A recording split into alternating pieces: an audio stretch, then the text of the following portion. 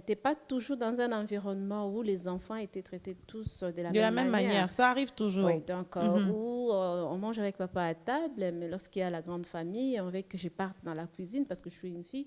Je crois que ces petites choses ont contribué dès mon jeune âge à ne pas accepter déjà Mhm. et à rester sensible à ça. Et je crois que la deuxième étape de ça, c'est aussi l'expérience personnelle d'avoir vécu à l'Est pendant Mhm. la période Guerre?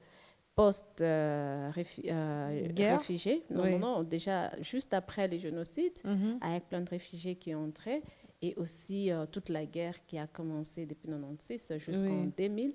Euh, Moi, je l'ai Avec toutes les vécu conséquences qu'il y avec a toutes les eu. conséquences qu'il y a eu.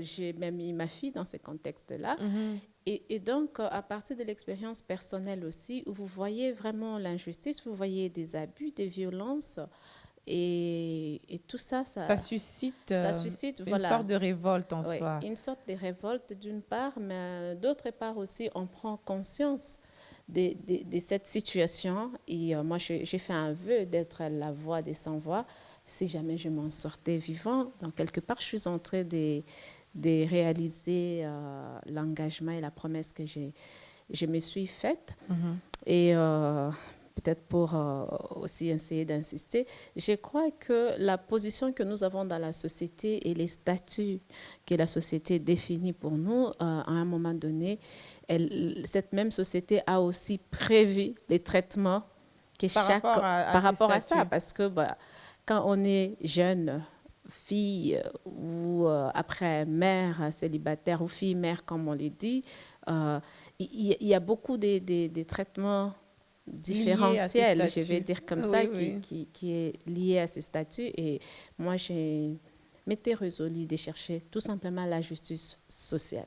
La justice sociale, un concept qui reste encore un peu creux ici en République démocratique du Congo. Avec tout ce qui se passe, Ouais, l'on pense qu'il y aura amélioration. Mais on va revenir sur les droits des femmes. ouais. Étant vous-même activiste, vous êtes dedans. Si vous faites aujourd'hui dresser un petit tableau sur la situation des droits des femmes en République démocratique du Congo, ce tableau sera reluisant ou non? Il faut ici essayer de séparer les choses Hmm. pour mieux les présenter et mieux Ok. faire comprendre ça à ces personnes qui prennent les droits de la femme comme une sorte de rébellion des femmes contre les hommes. Ce n'est pas du tout ça. Si moi je dois dresser aujourd'hui un tableau, je commence par un sentiment de reconnaissance. La RDC aujourd'hui, Zaïre à son époque, a été parmi les premiers pays à ratifier la Convention sur l'élimination de toutes les formes de violence à l'égard de la femme, la Tout à fait. CDF en français et Mhm. CEDAW en anglais.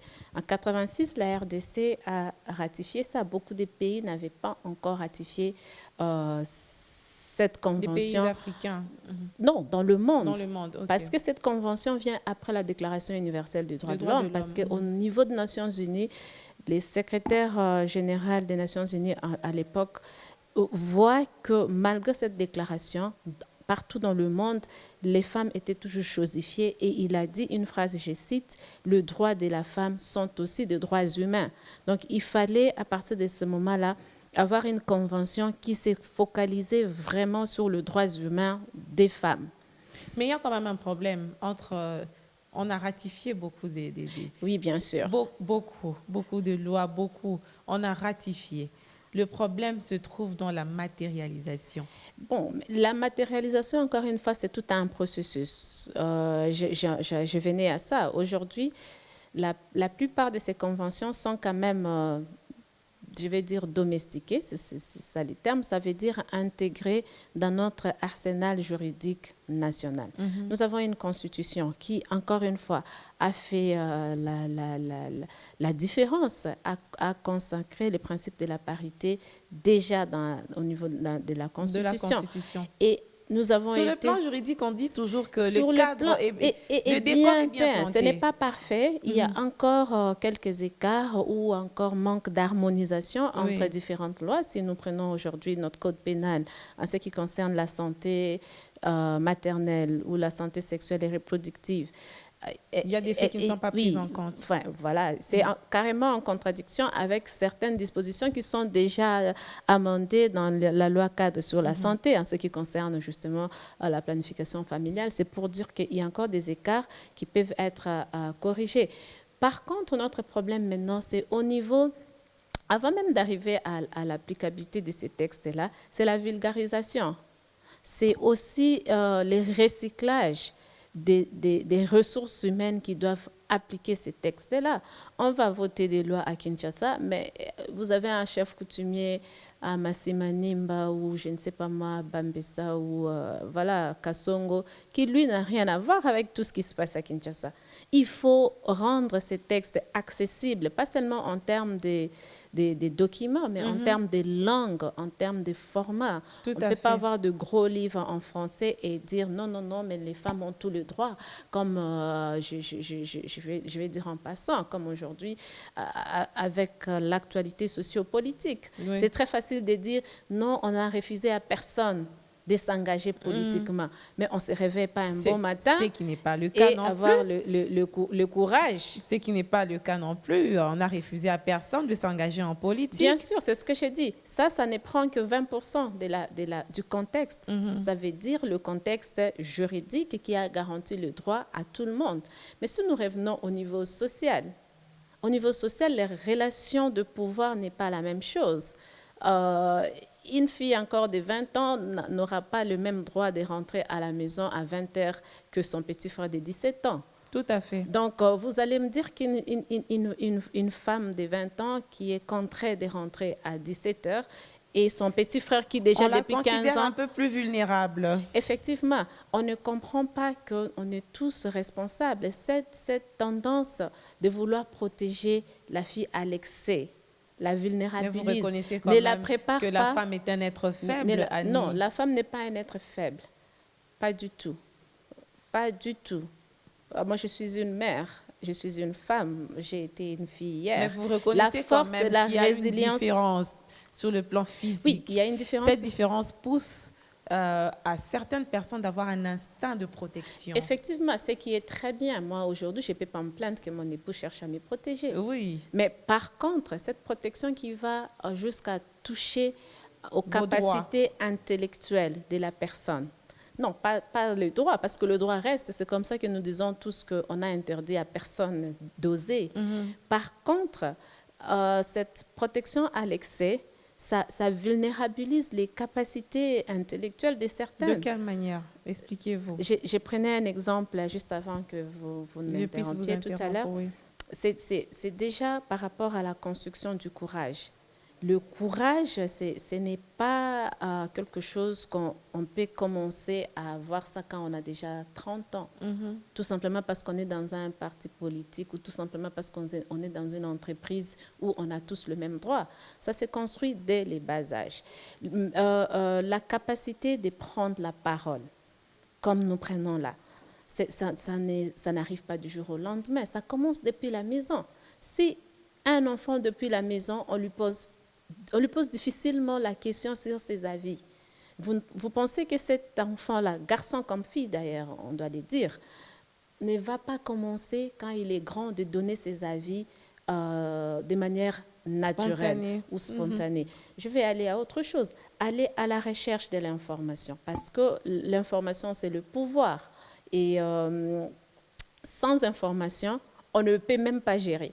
C'est pour ça que dans tout le pays, il y a l'intelligence, il y a les renseignements, tout le monde veut avoir l'information pour gérer. Même dans une relation, tu dois avoir les informations sur ton partenaire. Tout à fait. Et vice-versa. Mais alors, regardez, peut-être la génération de mes enfants, je ne ferai pas ça, mais ma génération à moi, c'était on devait aider maman dans la cuisine. C'est à l'ère de l'information du soir que nous, on dresse la table avec maman, mais mes frères, ils sont devant la télé, ils ont l'information de l'actualité. Tout à fait. Et la journée, ils ont droit à aller jouer au foot pendant que vous faites la vaisselle. Effectivement. Et après, dans certaines familles, les filles étaient même obligées de faire la lessive de leurs frères. Mais pendant ce temps, ils font quoi? Vous comprenez que la société nous a tellement protégés, ce que je remercie cet instinct de protection. Par contre, elle nous a tellement protégés, mais ne nous a pas préparés. en tant que femme à gérer. Et puis, vous allez voir aujourd'hui, je vous donne un exemple. Regardez, nous avons 26 provinces et 26 gouvernements provinciaux. Observez bien quels sont les ministères qu'on attribue aux femmes. Ministère du genre, famille et social. Affaires sociales, affaires humanitaires et tout. Parce que justement, on nous a préparés, nous sommes des humanitaires, les femmes, nous sommes des humanitaires.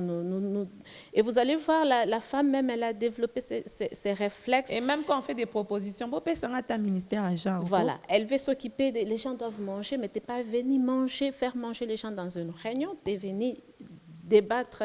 Mais tout ça, ma chère Faiza, ça ne se prépare pas du jour au lendemain. Mais est-ce qu'aujourd'hui, parce que ce que nous vivons aujourd'hui, justement, c'est la conséquence de cette mauvaise préparation. Mais justement, ça continue parce que le système patriarcal fait qu'on a dressé même les femmes comme actrices qui reproduisent ces pratiques, justement, qui ne préparent pas, qui a continué et qui continue d'ailleurs à ne pas préparer de la même manière les filles et les garçons à la gestion. Vous allez voir que même quand on est dans des villages, vous voulez parler de la gestion d'un puits d'eau, c'est difficile. Les femmes vont être très loin, mais ce sont les femmes qui doivent puiser l'eau. On ne demande pas, elles ne viennent pas donner leur avis sur où est-ce qu'elles pensent que ça serait bien pour leur intimité, pour leurs besoins, parce que c'est elles qui ont besoin d'eau. Donc ça, elles subissent beaucoup, les femmes. Elles subissent beaucoup. Moi, j'ai toujours dit que faire avancer les droits de la femme, ce n'est pas une question des femmes seules. Parce que la situation dans laquelle nous nous retrouvons aujourd'hui, ce ne sont pas les femmes seules qui ont créé cette situation-là. Vous comprenez avec moi que c'est toute la société qui a créé une situation et que maintenant, nous devons tous jouer un rôle dans ça pour aller de l'avant. Avancer les choses. Est-ce que aujourd'hui, vous avez compris, vous avez l'impression que les femmes, non, pas les femmes, parlons de la société de manière générale. Arrêtons de parler des femmes. Parlons de la société de manière générale. Est-ce que la société a compris que nous devons tous jouer un rôle pour l'avenir? Si vous voulez ma réponse, je vais dire que notre société congolaise n'a pas encore compris. Oui, si on va mettre en termes de pourcentage, je vais dire que nous avons peut-être 10% des personnes qui ont compris, mais il en faut plus. Qu'est-ce qu'il faut faire? Il faut beaucoup de sensibilisation, de communication. Mais je pense aussi une chose que nous, en tant qu'actrices, en avant-plan des droits humains en général, les droits de la femme, nous devons aussi, je pense, je le crois, changer notre stratégie et manière de communiquer sur ces problèmes. Ce n'est pas un problème des femmes, c'est un problème de la société. Parce qu'aujourd'hui, je l'ai répété encore il y a quelques jours, je crois, dans un atelier, observez bien, dans le monde, nous prenons la pandémie Covid qui a frappé le monde en 2020. Les 5 pays qui ont mieux géré la crise de la pandémie, c'est des pays qui avaient des femmes à la tête. Donc, c'est pour dire que la compétence n'a pas de sexe. Mais ce qui manque, c'est un environnement. L'intelligence n'a pas de sexe. Mais ce qui manque, c'est un environnement qui favorise l'exploitation de l'intelligence de chaque citoyen et citoyenne, les compétences de chaque citoyen et citoyenne. Vous allez voir, qu'est-ce qui fait qu'aujourd'hui, les femmes, certaines ont peur d'oser. C'est lorsqu'une a osé hier, et on a facilement pris l'erreur d'une femme, mettre ça sur toutes les femmes. Alors que les hommes ont l'habitude de gérer. Mais le courage d'une femme, on ne va pas mettre sur toutes les femmes. Vous avez vu? Non, on individualise les réussites des femmes, le courage des femmes, mais on va prendre l'erreur d'une femme, on va coller ça sur toutes les femmes. Par contre, les hommes, ils font combien d'erreurs? Ça, ce n'était qu'un exemple. Et autre chose que j'ai pu dire aujourd'hui est que regardez la qualité des vies. Quand vous prenez les pays qui ont soit plus de femmes dans la gestion, soit les femmes à la tête, l'expérience même des vies, elle est supérieure à l'expérience de vie que nous avons. Tout à fait. Alors, si nous partons sur le plan économique aujourd'hui, nous allons voir que beaucoup de femmes sont dans l'informel.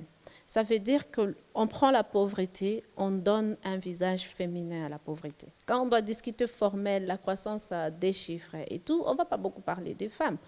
Et lorsqu'on doit mettre en place des mécanismes pour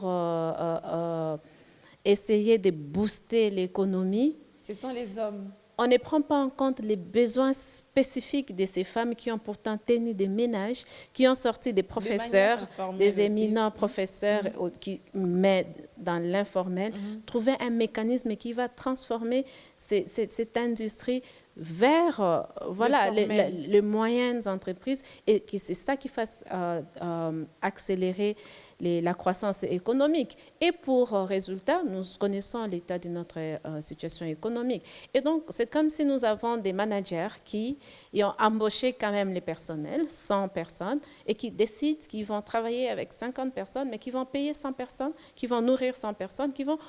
Donc, vous produisez moins que vous ne consommez sur ces ressources humaines. Mais qui perd au finish? Nous sommes deuxième pays aujourd'hui frappé de la malnutrition sévère après le Yémen. Nous avons la pluie, nous avons l'eau, nous avons la deuxième plus grande forêt. Nous avons la terre. Nous avons la terre. Plus de 65% de nos terres sont arables. Mais nous avons 50% de personnes qui veulent gérer, mais qui pour la majorité, veulent être dans la politique. Active pour la conquête du pouvoir. Et là-dedans, on se donne même le droit de juger les autres comme quoi elles n'osent pas. Mais pour oser, il faut que l'environnement soit favorable. Et ça, c'est la responsabilité, je cite, de tout le monde. Cependant, je ne suis pas en train de nous dédouaner, nous aussi. Oui, apparemment. Aujourd'hui, nous devons, avec cette prise de conscience, nous sommes en train de rappeler aux femmes et nous sommes en train d'offrir les opportunités de formation quand il le faut, ou alors des mises en réseau des femmes, des mentorats, pour que celles qui ont osé partagent leur expérience avec les autres. Un domaine qui ne marche pas forcément ici en RDC. Comparativement aux pays d'Afrique de l'Ouest ou les autres pays, le mentorat, le réseautage entre femmes. Moi, je crois que ça reflète... Tu me diras le contraire parce non, non, pas du tout. Je dirais juste que ma lecture de la situation, ce que je dis, c'est que, vous savez, les paysages sociaux, politiques d'un pays ne va pas refléter le contraire lorsque c'est un groupe spécifique. C'est la même chose. C'est le reflet du système, en fait. C'est le système qui est mis en place. Parce que les systèmes... Écoutez un peu. Nous avons des adages comme « Basi Batonga Mbokate ». Bon, les femmes travaillent jamais ensemble. Moi, je me suis toujours posé la question, depuis que nous avons commencé à avoir des rébellions dans ces pays, quelle est cette femme qui s'est levée pour combattre une autre femme? On n'a jamais eu une présidente femme, on n'a jamais eu de premier ministre femme, c'est tous des hommes. Quand ils se battent, même nous les femmes, nous disons oui, c'est bien qu'ils se battent. Mais quand ils disent que nous battons, nous refusons de travailler ensemble, nous-mêmes nous disons oui, c'est vrai, Basi Batonga Mbokate. Non, c'est des stéréotypes qu'on a fait mettre dans nos têtes et nous-mêmes, en les répétant, ça nous amène à croire à ça, mais moi, je pense que ce n'est pas ça. Sinon, je ne serais pas là. Tout à fait. Je suis en face de vous, c'est une émission. Sinon, vous n'allez pas créer aussi cette opportunité pour nous. Oui. Donc, pour moi, je me dis, ça, c'est un stéréotype. Et vous-même, je vous connais dans plusieurs réseaux des femmes. C'est ça. Je me demande comment vous faites. Non, moi c'est une grande question de confiance en soi. Non, mais reconnaissez quand même qu'il y a des difficultés. Reconnaissez quand même qu'il y a des difficultés à Nimodi. Comme dans tous les groupes des êtres humains. Parce que même dans une famille où les enfants sont sortis d'un même ventre, éduqués dans une même maison, manger la même nourriture, ils arrivent à avoir des différends. Donc, moi, je ne peux pas attendre le contraire dans deux groupes spécifiques, mais comme j'ai dit, je reconnais comme dans tous les groupes spécifiques, il y a des problèmes. Les problèmes, il y en a toujours et les problèmes, ce n'est pas mauvais. Vous savez, ce qui est mauvais, c'est la résolution de ces problèmes-là. Les femmes, nous avons notre manière d'essayer de résoudre les problèmes, rendre ça peut-être personnel et ne pas laisser passer, se cramponner sur ça. Alors, pour moi, les problèmes, c'est au niveau de la résolution. Le sentimentalisme prend les déçus. Voilà. La résolution de problèmes, c'est très différent du problème en soi. Et moi, l'autre problème, c'est aussi l'intériorisation des stéréotypes que la société a mis à nous. Mais ça, c'est un grand processus. Il faut un changement de mentalité, Nimodi. C'est ce que nous faisons au quotidien. Et je me dis quand même que les choses changent. Vous êtes lentement, optimiste? Mais très optimiste. Parce que je pense qu'il y a quelques années, on ne serait pas là comme ça. Très honnêtement. Oui. On voyait les femmes, c'était pour faire peut-être le journal et quelques émissions Moseka. Moseka, Des c'était émissions pour de cuisine des aussi. cuisines. Vous voyez, tout était féminisé. Mais aujourd'hui, vous et moi, nous parlons développement, nous parlons actualité.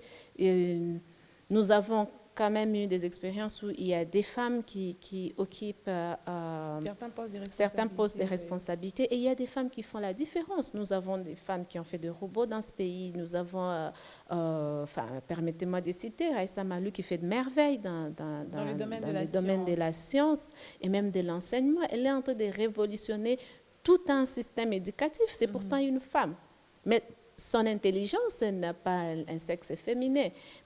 Mais ce qu'on a mis en avant, c'est ses compétences. Et vous allez voir, pour les femmes qui se sont choisies comme chemin la science exacte, physique et tout, dans cet environnement-là, vous allez voir que là, généralement, elles sont plutôt bien dans leur peau. Oui. Nous avons Mamitu qui est pilote, elle est dans l'avion, l'avion décolle et atterrit, on ne sait pas voir c'est le Si sexe c'est de une femme qui est, ou c'est un homme. Mais quand vous parlez, ce que j'ai fait, je n'ai pas cité une femme que je n'ai pas suivie personnellement. Thérèse Kirongoze et autres. Quand vous parlez avec ces femmes, vous allez voir que leur préparation a commencé depuis leur famille, depuis le bas âge. Il y a eu un environnement qui a construit ces caractères en elles. Et c'est ça qui manque. Si nous pouvons, en tant que société, prendre conscience que c'est notre problème. Mais c'est de là que nous appelons à la responsabilité de la femme, Annie. Pas seulement de la femme. La femme, c'est elle qui est au centre de l'éducation. C'est ça encore, c'est une erreur très grave. Je l'ai dit toujours. Pourquoi? Aujourd'hui, de par la loi, chaque enfant a droit à avoir un père. Mais est-ce que le législateur est fou? Non. Il a compris que dans la maison, il faut qu'il y ait les deux parents. Mais chacun a son rôle. Chacun a son rôle et l'éducation, ce n'est pas que les le rôles rôle sont de la par femme. moment prédéfinis dans la société. C'est justement ce que nous devons briser. Sur les stéréotypes. Voilà. Si nous devons nous en tenir au contexte actuel, aux lois en vigueur et même au bien-être des enfants, sans que personne ne vienne nous sensibiliser, nous allons nous-mêmes changer la manière de préparer les enfants. Alors, de manière pratique, quels sont nos prochains défis en parlant de l'autonomisation de la femme, développement, tout ce qui va autour de l'épanouissement de la femme? C'est quoi nos prochains grands défis? Nos prochains grands défis ici, c'est que si on continue avec la sous-représentation de la femme, ça veut dire que les besoins de cette catégorie ne seront pas pris en compte dans les politiques, les stratégies, les lois, même les ressources qui sont en train d'être disponibilisées pour résoudre le problème, ça va toujours nous ramener en arrière. Et ça s'applique dans tous les domaines, que ce soit dans la résolution des paix. Pour qu'on ait 1+4, les femmes ont dit s'imposer à Sun City. Et depuis que les femmes sont restées hors les négociations et tout, nous voyons quoi? Non, mais pourtant, la résolution 1324... 1325 exige que les femmes puissent... Une résolution qui est d'ailleurs passée en l'an 2000 à la suite de la situation qui traversait la RDC à l'époque. Mais nous, en tant que pays bénéficiaire primaire, encore une fois, c'est l'application des textes. Ça, c'est un cancer qui doit absolument trouver la chimiothérapie parce que sinon, si on continue à ne pas respecter les textes, tout le temps, c'est des négociations qui aboutissent à des résolutions qui mettent en avant les relations de pouvoir que les uns ont par rapport aux autres. Et sur ces terrains-là, il y aura toujours moins de femmes.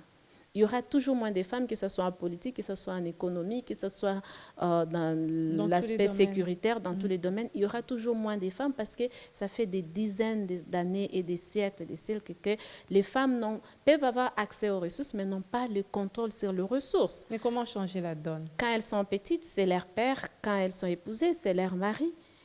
Alors, si on ne peut pas faire respecter la loi, ça sera difficile. Nous devons continuer à vulgariser les lois, à sensibiliser, parce que, je dis toujours, seule la loi ne résout pas un problème social. Le problème social, ça se résout par les dialogues, ça se résout par les informations, ça se résout par la clarification des valeurs. Démontrer les conséquences lorsqu'un père ne veut pas envoyer sa fille à l'école, ne veut envoyer que son garçon à l'école. Moi, je suis une fille aujourd'hui. Avant même que je n'ai mes maris, pendant plus de 10 ans, je pouvais acheter une veste à mon père, je pouvais résoudre des problèmes sans être un garçon. Donc, si on montre les bénéfices de respecter les droits de chacun, de préparer les filles comme les garçons, ça peut clarifier les valeurs, ça peut faire changer les stéréotypes et les croyances. Et petit à petit, les problèmes de société ne changent pas du coup, c'est progressivement, c'est un processus, nous allons y arriver. On peut considérer que les défis de la sensibilisation, de la vulgarisation de nos lois pour aboutir au respect. Et de la volonté politique. Ça aussi. Parce que, j'allais oublier, ça serait un sacrilège. Nous avons aujourd'hui la province de Kasaï, qui vient de sortir un gouvernement provincial sans aucune femme. Comment on peut expliquer dans un pays où il y a l'arsenal juridique qui, justement, défend ça? Et s'il n'y a pas de femmes compétentes là-bas, ça veut dire quoi, il n'y a pas de femmes compétentes? S'il n'y en a pas au Kasaï, qu'on trouve des Congolaises dans d'autres provinces qui viennent préparer les femmes qui sont au Kasaï. On n'est pas dans un autre pays. Nous sommes dans un pays où on peut prendre les compétences à gauche et faire bénéficier à droite. Mais je ne pense pas qu'il manque une femme ou deux ou quatre qui puissent défendre valablement les femmes dans un gouvernement provincial, ici en République démocratique du Congo, quel que soit le... C'est là que la volonté politique vient jouer un rôle crucial. C'est là que le respect des lois, tout simplement, et non les négociations sur base des pouvoirs ou de poids politique. Parce que si nous allons là-bas, combien de pourcentages des partis politiques sont dirigés par les femmes? Au Parlement, on a combien de pourcentages des femmes? Malheureusement. Malheureusement, nous allons attendre 2023 pour commencer à former des groupes, pour faire... des formations rapides. Non, mais moi, je vous remercie parce que là, vous nous donnez l'opportunité de dire ce que nous faisons. Nous n'attendons pas. Nous n'avons pas même attendu 2018. Nous le faisons et pas qu'à Kinshasa. Nous sommes aujourd'hui dans 17 provinces. Et il y a des provinces où nous nous retrouvons, ou des territoires où nous nous retrouvons seuls. Ou des territoires où vous trouvez les chefs de groupement ou les chefs des villages ne savent pas que les lois ont déjà changé à Kinshasa. C'est pourquoi je parlais de rendre les lois accessibles en termes de langue et de format pour que ça soit appliqué. Accessible à tout le monde. Nous avons trouvé des communautés de peuples autochtones, communément appelés pygmées, et qui n'ont jamais su qu'ils avaient de droits comme des Bantous.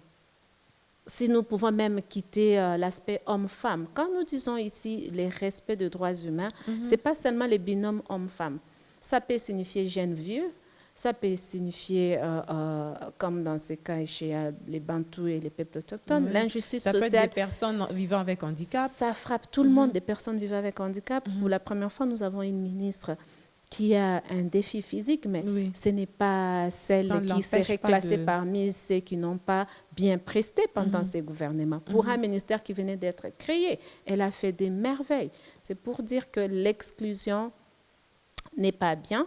Il faut absolument qu'il y ait un meilleur, partage des pouvoirs et de ressources tout à fait disponibles, équitables, pour permettre à chacun de jouer un rôle et faire avancer les pays. Vous savez, ce sera peut-être là que moi je vais limiter mes idées. La RDC aujourd'hui prend la présidence de l'Union africaine.